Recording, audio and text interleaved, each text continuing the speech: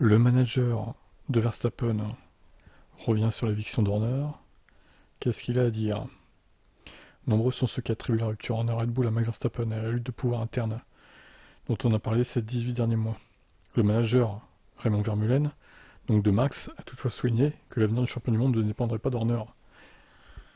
Il restera chez Red Bull tant qu'il pourra garantir la vitesse de la voiture, ou au moins constater des améliorations. Ce qui, à mon avis, ne sera pas le cas. On a été informé à l'avance par la direction de Red Bull. Il appartient à Red Bull de fournir des explications complémentaires sur les raisons. Nous continuons à nous concentrer sur l'aspect sportif et essayer de réaliser de meilleures performances pour revenir au sommet. De ce point de vue-là, rien ne changera. Le départ d'Horner ne signifie pas automatiquement le maintien de Verstappen. On pourrait l'interpréter comme un signal de Red Bull à son champion, comme pour lui dire « nous sommes prêts à tout pour te garder ». Mais il s'agit plus d'une décision extrême que d'une garantie de conserver le néerlandais. Ouais, c'est un peu ça au final. Ça envoie un signal comme quoi, ok, on vire Horner, mais tu restes alors, Max. Hein. On vire Horner, ok, mais tu restes. Hein. Je pense pas que ça se passe comme ça, les gars. Bon, on verra bien. Ou alors, ils l'ont viré parce que justement, il n'a pas réussi à garder Verstappen.